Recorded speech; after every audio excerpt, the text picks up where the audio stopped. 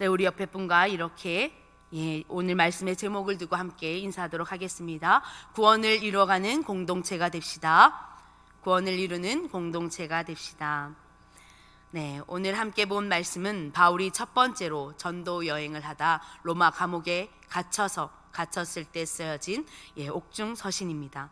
그래서 빌립보서 외에 이렇게 감옥에서 쓰여진 서신들을 옥중 서신이라고 부르고 있는데, 저는 개인적으로 그 서신, 바울이 많은 서신들을 썼는데 그 서신들 중에 가장 좋아하는 서신이 바로 이 빌립보 말씀입니다. 그 이유는 바울이 자신이 세운 교회마다 서신서를 보냈습니다. 그 내용을 다 살펴보았을 때 내가 이 교회라면, 이 서신을 받는 교회라면 가장 기분이 좋았을 것 같은 그 편지의 내용이 바로 이 빌립보서에 담겨 있기 때문입니다. 그래서 저도 만약에 누군가가 나에게 편지를 준다면 이러한 교회이고 싶다라는 제 목표점이 있기 때문입니다. 빌립보서의 시작인 1장을 보면 바울은 빌립보 교회를 향해 아낌없는 칭찬을 하고 있습니다. 바울은 그 감옥에서도 빌립보 교인들을 생각하면 절로 미소가 지어지고 마음이 기쁘다고 말합니다. 그 이유는 빌립보 교인들이 그리스도를 위하여 복음의 사역에 참여하고 있기 때문이라고 그 목적을 분명히 말하고 있습니다. 그런데 바울이 유독 이 빌립보 교회를 이토록 칭찬하는 데는 또 다른 이유가 있습니다. 우리가 빌립보가 당시 어떤 곳이었는지 그 배경을 본다면 왜 그랬는지 알 수 있습니다. 빌립보는 현재 그리스 지역의 작은 마을에 위치하고 있습니다. 알렉산더 대왕의 아버지인 마게도냐의 왕인 빌립 2세의 이름을 따서 지은 도시입니다. BC 167년 로마 식민지가 되었었는데, 로마에서 제대한 군인들이 이 빌립보 지역에 많이 머물렀다고 합니다. 다시 고향으로 로마로 가지 않고 제대한 이 군인들이 빌립보의 지역에 남아서 살림을 꾸리고 그곳에서 결혼을 하고 터전을 잡았다고 합니다. 그래서 빌립보에 모여 살면서 이 로마 군인들을 통하여서 이 빌립보는 크게 발전을 이루게 됩니다.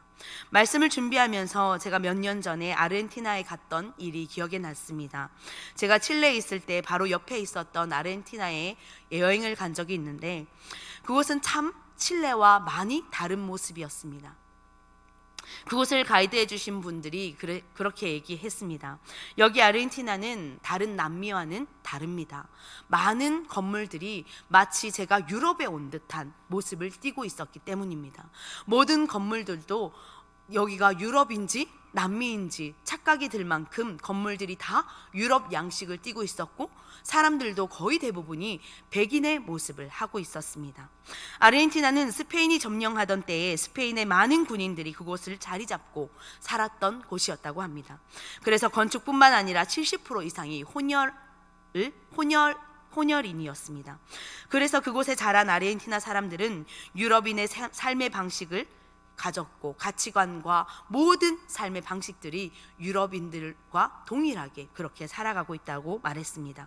그래서 남미 중에서도 가장 빠르게 발전한 도시 중에 한 곳이었습니다. 그때부터 지금까지 많은 시간이 지났는데도 불구하고 지금 아르헨티나에 있는 청년들 또한 자신들이 유럽인이라고 말합니다. 백인이 아닌데도 불구하고 자신은 유럽인이라고 말하고 있습니다.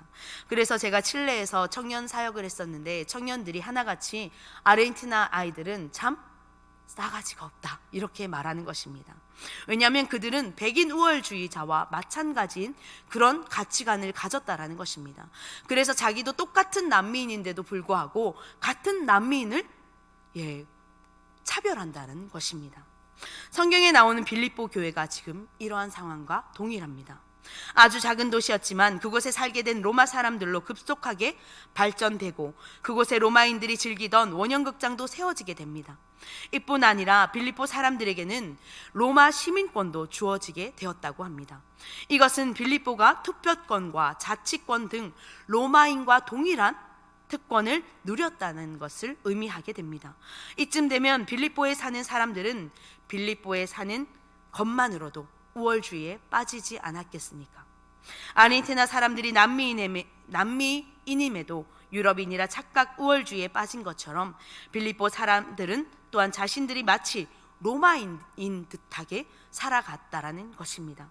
어찌 생각하면 그것이 당연한 것일 수도 있습니다. 왜냐하면 가치관이 이미 로마인으로 형성되었고 삶의 방식이 완전히 변화됐기 때문에 당연히 나는 빌립보인이 아니라 유대인이 아니라 로마인인 것처럼, 유대인인 것처럼 우월주의에 빠져서 살 수밖에 없을 수도 있을 것 같습니다. 하지만 오늘 빌립보 교회의 성도들은 자신에게 당연히 주어진 그 권리를 취하지 않았던 것 같습니다. 그래서 그들의 방법과 그들의 가치를 따르지 않고 그리스도인의 일꾼으로 동력자로 바울의 복음 사역에 함께 일하였기에 바울은 이 빌립보 교인들을 위해 이렇게 아낌없는 칭찬을 하고 있는 것입니다. 이것을 보고 바울은 1장 8절에 이렇게 말합니다. 내가 예수 그리스도의 심장으로 너희 무리를 얼마나 사모하는지 하나님이 내 증인이시니라. 아멘. 이 정도의 칭찬은 얼마 전에 종영했던 드라마의 한 대사 중에 유명한 대사가 있는데 추앙이라는 대사입니다. 이렇게 바울이 어떠한 교회를 향해서 이렇게 그리스도의 심장으로 너희를 얼마나 내가 사모하고 있는지 하나님이 증인이 되신다 라고 말할 만큼 빌립보인들을 향한 마음을 대변하고 있습니다. 이것은 거의 칭찬을 넘은 추앙의 수준에 가깝다고 말할 수 있습니다. 여러분은 신앙생활에 아니어도 어떤 일에 대하여 이러한 극찬을 받아본 경험이 있으십니까? 이 칭찬이 우리의 모든 신앙의 모습을 통해서 나온 것이라면 얼마나 영광이 되겠습니까? 저는 그래서 저의 삶이 빌립보 교회와 같기를 기도합니다. 하나님께서 나의 모습, 우리의 모습을 보시고 그리스도의 심장으로 하나님께서 우리를 사랑하신다는 것을 매일 우리의 삶을 바라보며 그렇게 누군가가 나를 보며 마치 믿지 않는 안디옥 교회 사람들을 향해서 믿지 않는 자들이 그들을 향해 그리스도인이라고 칭해준 것처럼 나의 모습, 우리 중앙의 모든 성도님들의 모습을 통하여서 저 모습이야말로 바로 그리스도인다운 삶의 모습이라 칭찬받는 우리 저와 여러분 되시기를 소망합니다. 오늘 본문은 그 칭찬에 이어 12절 첫 문장부터 먼저 사랑하는 자들아 라고 말하며 자신이 지금 옥에 갇혀 있는 상황들을 알려주며 내가 없어도 스스로의 믿음을 잘 지켜내고 지금처럼 선한 공동체를 이룰 것에 대한 권면을 하고 있는 내용이 오늘 본문의 전체의 내용입니다. 우리 또한 그리스도를 따르는 공동체로서 오늘 바울의 권면을 우리 가운데 적용시키며 개인의 신앙을 넘어 신앙 공동체로서 어떻게 구원을 이루어 나가야 하는지 함께 살펴보고자 합니다. 첫 번째로는 우리는 구원을 이루어가는 공동체가 되어야 합니다. 12절 말씀 함께 보도록 하겠습니다. 12절 말씀입니다. 그러므로 나의 사랑하는 자들아 너희가 나 있을 때뿐 아니라 더욱 지금 나 없을 때에도 항상 복종하여 두렵고 떨림으로 너희 구원을 이루라. 아멘. 한 가지 질문하겠습니다. 여러분 구원 받으셨습니까? 구원 받으셨습니까? 얼마 전에 우리 청년부 예배를 드리는데 청년들에게 질문을 했더니 입도 뻥끗하지 않더라고요. 자기가 구원을 받았는지 안 받았는지 뭔가 헷갈리는 거예요. 왜냐하면 구원을 받았는데도 우리는 여전히 죄인이기 때문입니다. 그런데 이러한 질문은 이단에서나 하는 질문이죠. 그렇기 때문에 누군가가 당신이 구원을 받았냐고 질문한다면 우리는 당당하게 네, 구원 받았습니다. 예수 그리스도를 통하여서 우리는 구원을 받았습니다 라고 담대하게 믿음을 고백해야 됩니다. 어디서부터 나오는 확신입니까? 예수 그리스도를 믿는 자에게 주시는 선물이며 은혜라고 하나님께서 말씀하여 주셨기 때문에 우리는 예수 그리스도가 나를 위하여 죽으심으로 부활하심으로 나는 구원받았다라는 이 믿음을 확증할 수 있는 것입니다. 하지만 아직 이것이 믿어지지 않는 성도님들도 물론 있을 것입니다. 괜찮습니다. 이 부분은 곧 있을 제자 훈련을 통해서 심도 있게 배울 수 있는 시간이 있습니다. 그러니 아직 기초 제자반 신청 안 하신 분들은 하루빨리 제자반에 신청하시기 바랍니다. 다시 돌아가서 일단 우리는 구원을 선물로 받았죠. 그럼 그리스도의 구원은 완전한 것입니까? 불완전한 것입니까? 이 질문도 할 필요가 없는 질문이죠. 그리스도의 구원은 완전합니다. 그리스도의 죽음과 부활하심을 통해 우리가 받은 구원은 완전한 것입니다. 그런데 우리는 가끔 이상한 신앙을 가지고 기도할 때가 있습니다. 내가 구원을 받았지만 죄를 짓는 죄인이기 때문에 선한 일을 하지 못할 때가 더 많습니다. 복음의 자리가 아닌 선하지 않은 곳에 서 있을 때가 더 많다는 것입니다. 그렇다면 구원받은 우리는 다시 그 구원이 100%에서 100%가 만약에 구원의 확신이라면 100%에서 내가 죄를 어쩔 때 지을 때 이 구원이 80%로 줄어듭니까? 아니죠. 우리는 착각하면 안 됩니다. 구원은 완전하신 하나님의 은혜이며 선물이라고 분명 말씀드렸습니다. 나의 노력이나 나의 조건은 조금도 여기에 반영되지 않습니다. 그렇기 때문에 하나님의 구원은 완전하신 100%의 구원입니다.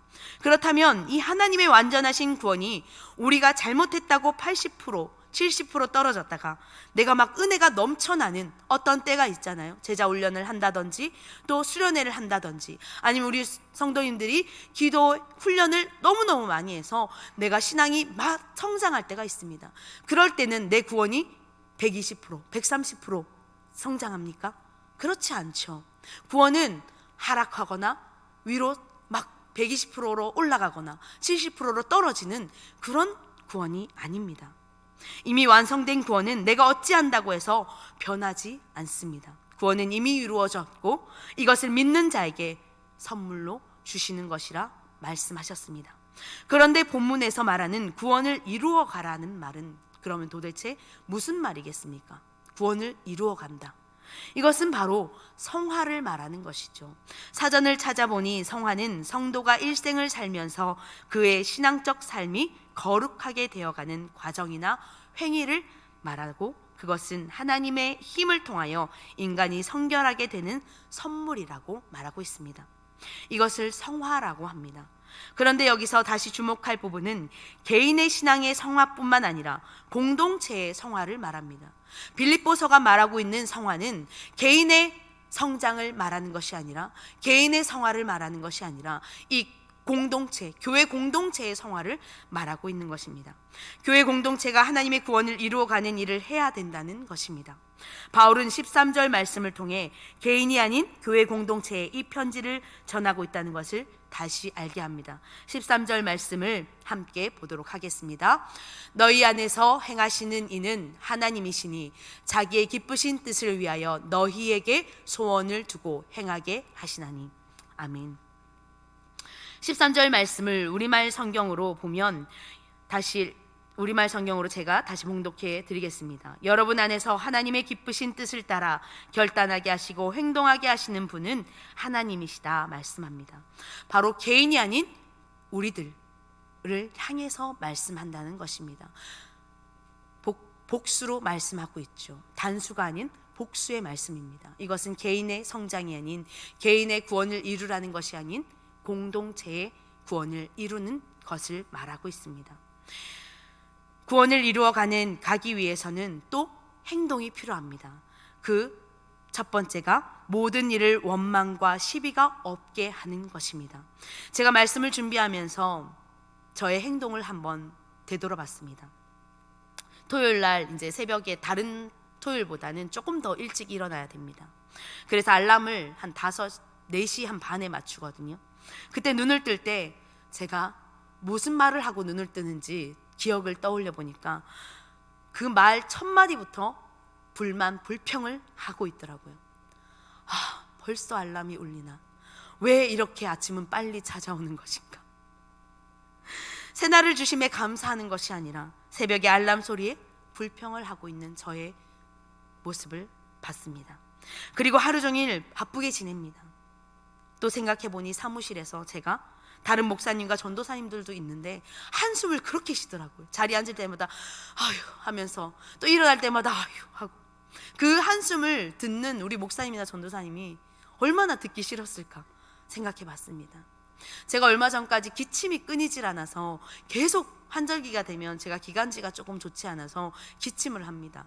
기침 소리를 계속 내면 저 스스로도 짜증이 나는데 옆에 듣는 사람은 얼마나 더 짜증이 나겠습니까? 여러분도 경험한 적이 있죠? 누군가가 옆에서 계속 기침을 하면 왠지 옆으로 피해야 될 것 같고 왠지 나도 감기에 걸릴 것 같고 네, 그렇습니다. 또 하품을 하면 옆에 사람이 같이 하품을 하게 되죠. 이렇게 나의 무의식적인 행동이 어떨 때는 선한 일을 하기도 하지만 또 오히려 공동체에 좋지 않는 영향을 줄 수 있다고 생각됩니다. 저의 행동을 뒤돌아봤더니 정말 좋은 영향이 하나도 없었다라는 것을 깨닫고 반성하게 되었습니다. 그리스도를 닮아가려 노력해도 모자를 파네. 눈 뜨자마자 불평하는 저를 발견하면서 진짜 저의 삶을 돌아보게 되었고, 또 말씀을 준비하기 전에 저도 이 말씀의 자리에 나오기 전에 회개의 기도를 많이 하고 나왔습니다. 이스라엘 백성들이 광야에서 불평불만을 하다 하룻길 갈 길을 38년이나 돌아가는 일을 했습니다. 내가 불평을 하거나 불만이 생길 때가 언제인지 한번 떠올려 보시기 바랍니다. 거의 대부분은 내 뜻대로 되지 않을 때 그렇게 하죠. 내 바람이나 내게 주어진 것이 만족하지 못할 때 우리는 불평합니다. 그것이 나의 입을 통해서, 나의 행동을 통해서 고스란히 드러나게 됩니다. 그럴 때 내 개인에게만 영향을 미치면 되는데 그 행동과 그 말이 바로 내가 속한 공동체에 영향을 미치는 것이 문제입니다. 선한 일을 하면 선한 영향을 미치게 되겠죠.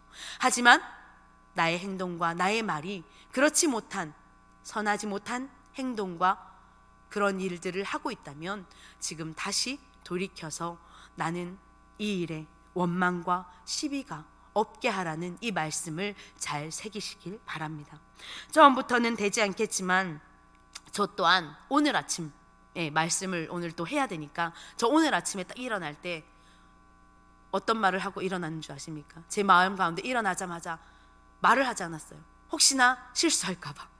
그래서 말을 하지 않고 몸을 다 일으킨 후에 새날을 주심에 감사합니다 하고 또 자리에 앉고 씻을 때마다 하나님 오늘 주심에 감사합니다.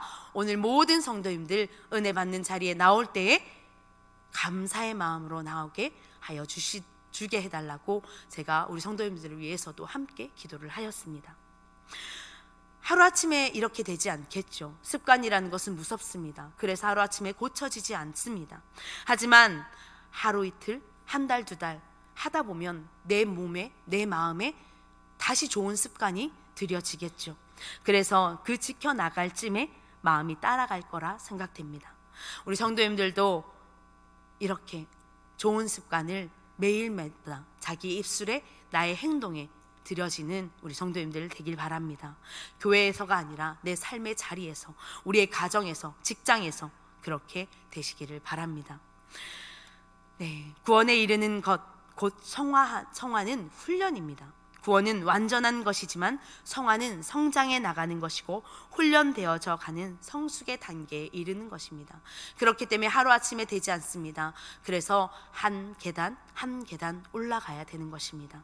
그러므로 성숙되어지기 원하신다면 우리의 삶 가운데 원망과 시비의 말들을 줄여가는 습관을 기르시는 저와 여러분 되기를 소망합니다. 마지막으로 생명의 말씀으로 살아가야 합니다. 구원에 이르는 것은 그리스도인으로 살아가는 것을 말합니다. 그 살아가는 방법이 이 성경 안에 다 들어있다는 것이죠. 그래서 이미 계시된 말씀을 잘 듣고 나에게 주시는 말씀을 잘 이해하고 받아서 그 말씀으로 사는 이것이 성화의 길을 가는 것입니다. 여기에서도 공동체적 조건이 따릅니다. 내가 말씀대로 산다고 혼자 막 앞서 나가면 오히려 공동체에 좋지 않은 모습을 보이게 되겠지요. 자신이 말씀을 좀 안다고 다른 새 가족이나 믿은 지 얼마 되지 않는 사람들을 가르치려고 한다거나 상대방의 마음이 어떤지도 모르면서 말씀으로 훈계한다고 하든지, 그런 일은 오히려 말씀으로 행하는 것이 아니라 말씀을 자신의 무기 삼아 자신이 드러내는 데 사용하는 것밖에 되지 않습니다. 말씀 앞에서는 누구나가 겸손해야 됩니다. 먼저는 그 말씀을 주신 것이 무엇인지를 자신에게 비추어야 합니다. 이 말씀은 내게 주시는 말씀이 아니야. 바로 그 집사, 그 권사, 그 장로에게 주시는 말씀이야. 이 말씀을 들어야 될 텐데, 이 말씀을 좀 알아야 될 텐데, 그런 것이 아니라는 것입니다. 하나님께서 우리에게 주시는 말씀은 나에게 주시는 말씀으로 받고 겸손히 그 말씀을 나에게 먼저 적용하고 실천해야 된다는 것입니다. 그리스도인들이 많이 하는 말이 있습니다. 빛과 소금으로 살아야 한다. 그런데 이 빛과 소금으로 살 수 있는 방법은 바로 말씀을 붙들고 사는 것입니다. 너가 아닌 내가 이 말씀을 붙들고 살 때 건강한 공동체가 되는 것입니다. 16절 말씀을 함께 보겠습니다. 16절 말씀입니다. 생명의 말씀을 밝혀 나의 다름질이 헛되지 아니하고 수고도 헛되지 아니하므로 그리스도의 날에 내가 자랑할 것이 있게 함이라. 그리스도인으로 구원을 이루어가는 공동체가 되기 위해서는 결국 이 공동체 안에 머무르는 것이 아닌 우리의 삶의 자리에서 그 일들을 하는 것입니다. 빌립보 교인들은 자신의 교회 공동체에서만 이런 착한 일을 행하고 말씀만 읽는 사람이었다면 바울이 이렇게 칭찬할 이유가 없었겠죠. 계속해서 우리 15절 말씀을 함께 읽도록 하겠습니다. 이는 너희가 흠이 없고 순전하여 어그러지고 거스르는 세대 가운데 하나님의 흠없는 자녀로 세상에서 그들 가운데 빛들로 나타내시며, 저와 여러분은 세상에서 믿지 않는 자들을 향해 그 빛을 나타내는 자들로 살아야 합니다. 이것이 오늘 예수님께서 우리에게 말씀하신 빛과 소금으로 살라는 것입니다. 이 일을 위해 우리에게 소원을 주시고 이렇게 할 수 있도록 하시는 분이 바로 하나님이시다 말씀하고 있습니다. 누군가가 도와주는 것, 내 노력이 아닌, 누군가의 도움이 아니라, 내 노력이 아니라 바로 이 일을 하나님이 하시게 하신다는 것입니다. 13절의 말씀을 함께 읽도록 하겠습니다. 너희 안에서 행하시는 이는 하나님이시니 자기의 기쁘신 뜻을 위하여 너희에게 소원을 두시고 행하시게 하시나니. 아멘. 우리가 자녀됨의 삶을 살 수 있도록 구원을 이루는 공동체가 될 수 있도록 이끌어 주시고 힘을 주시는 하나님이 여기에 계시기에 나는 할 수 없다 말할지라도 우리의 연약함을 아시는 하나님께서 나를 이끌어 주시고 빛의 자녀로 살게 하여 주시는 줄 믿습니다. 그래서 우리는 이 예배의 자리가 오늘 끝나고 각자 삶의 자리로 돌아갈 것입니다. 그때 나의 삶의 자리에서 불만 불평하는 것이 아니라 감사와 순종의 자리로, 또 그 자리에서 빛의 자녀답게 그렇게 그리스도인다운 삶을 살아가는 저와 여러분 삶이 되기를 소망합니다. 말씀을 맺겠습니다. 우리는 하나님의 은혜로 구원을 받았고 지금은 그 구원을 이루어가는 거룩한 하나님의 공동체인 것을 잊지 마시기 바랍니다. 바울이 오늘 빌립보 교회를 칭찬한 것처럼 우리 중앙교회 공동체가 서로 비방하거나 불평하지 않고 말씀의 능력을 붙잡고 살아가는 교회 공동체 되어 모든 사람들에게 칭찬받는 그리스도인 되시기를 소망합니다. 오늘 예배를 드리고 아까 말씀드린 바와 같이 또 세상을 향해 나아갈 텐데, 또 한 주의 삶을 살아갈 텐데 많은 사람들에게 그리스도인답다라는 칭찬받는 저 여러분 되기를 축원합니다. 이 시간